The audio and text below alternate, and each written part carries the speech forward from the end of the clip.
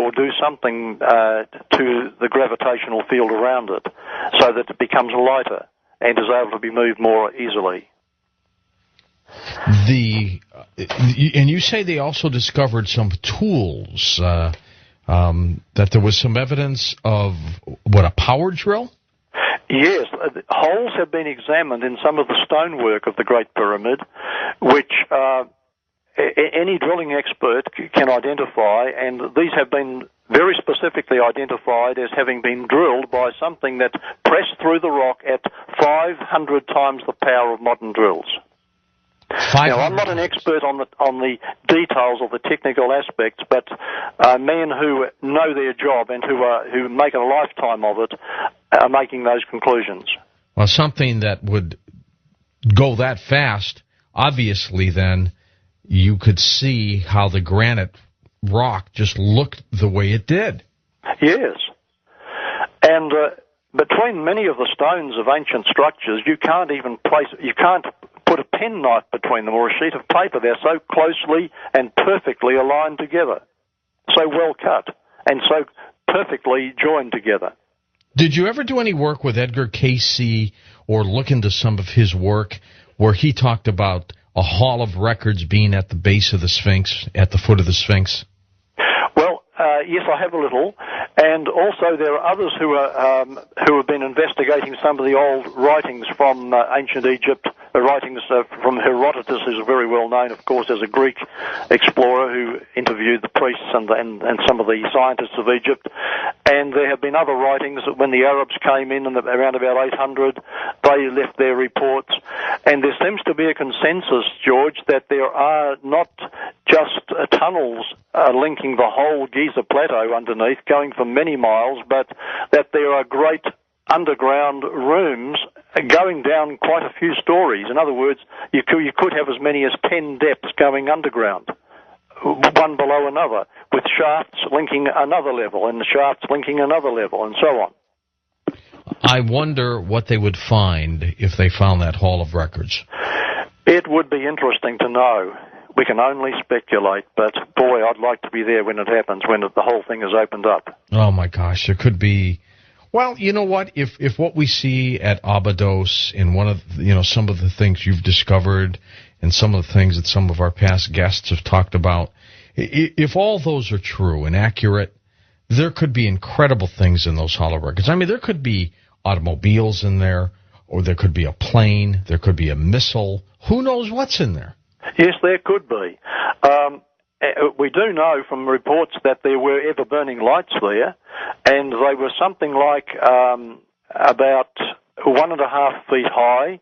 They were circular. They were like a shape of a tube. And as you got closer to them, they would light up brighter. And as you walked further away, they would dim more. That was recorded by the Arabs when they came and started exploring. That was about the year 800. Herodotus also talks about some of the buildings associated with a great structure on one of the lakes west of Giza, where there was a city and there was a complex of buildings that were above ground and below ground. He says he could hardly believe these had been made by human beings. They were so marvelous. You talked about ancient heart transplant operations? Yes. Both in Egypt and in South America, and possibly elsewhere as well. And heart transplants are actually pictured in hieroglyphic portrayals. So these people were not painting pictures of things they didn't know about. I'm telling you, there was ancient knowledge, Jonathan. The big question is how did they obtain it? Did they learn it through years and years of knowledge, or were they given it by somebody else? It's possible that they could have been given it. I know the Book of Enoch talks about fallen angels having imparted a lot of technology to mankind. But, of course, all the technology we've found in the past is also something that is compatible with the way we like to do things. we discover so many things by accident, but it may not have taken so long for intelligent people to have worked out a solution to a problem they needed to get around.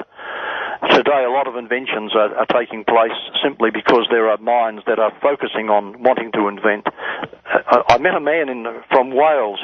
We spent an evening in London some time ago, and he invents something, and he actually thinks up a new invention several times a day. He does about 20 a week.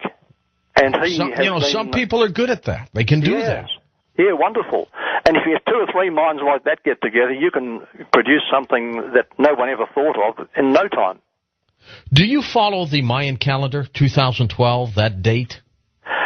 Yes, it's purely, from what I can see, it's purely an astronomical calculation.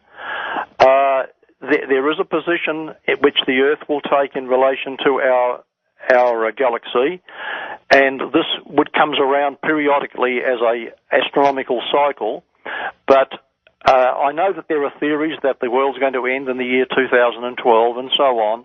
I'd be very cautious about that simply because there's no historical track record of linking the cycles with a particular Earth disaster.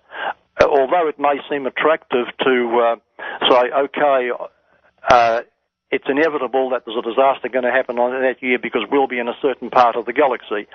I believe that makes an interesting theory, but I don't think there's any substantive history to back up the cycle going back at set times so much. We have our disasters, but I don't know that we can link them up precisely with particular years like that. 40-some years ago, a Peruvian surgeon saved a patient's life, but he was using a surgical instrument that was 3,000 years old? Yes, this was a lady who was very seriously wounded in a traffic accident. And he used platinum blades. Platinum actually is a lot sharper than our modern steel instruments. And the woman survived. He actually had got these surgical instruments out of an ancient tomb. And he used those totally to save her life. Why did he use those? I mean, were they the only ones at his disposal, so he had to grab them fast? I don't know why he used them, but the fact is that he used them successfully. That's amazing. Yes, it's an interesting question. I'd like to know the reason why he used them. And you also talk about a bird in the Andes that turns hard rock to be soft like putty. That's right. There was an explorer in the Amazon. I'll come back to that. There's an explorer in the Amazon who was well known, Percy Fawcett. He's the man who went looking for a lost city and disappeared. Yep. In his earlier days, he was a surveyor for the British government in some of the young countries of South America that were just achieving independence. And he was surveying the borders and so on. And in his travels through the jungle, his iron hobnailed boots were melted, or shall I say, became soft and just wore off as his feet dragged along and apparently were being attacked by some kind of juice of a plant that was very common on the trail. Now, this juice has been found in little glass containers in tombs, and accidentally one was knocked over and fell upon a rock and started softening the rock. Seems to be that the bird knows the same plant, and it gets it in its beak, and it knocks it against rock and makes holes. What happens if this spilled on a human being? Would it eat right through him like acid? I don't know, George. I wouldn't want to try it. No, not at all. So many other things all around the planet. I mean, it's everywhere. It's in Russia. It's in Australia. It's in Iraq. It's in the Americas. It's in India.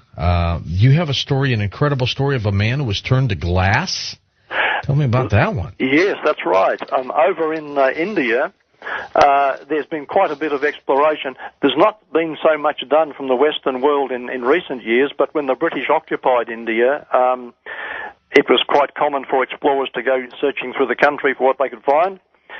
There was a fellow by the name of Hamilton. He was a British explorer, and he was also a hunter.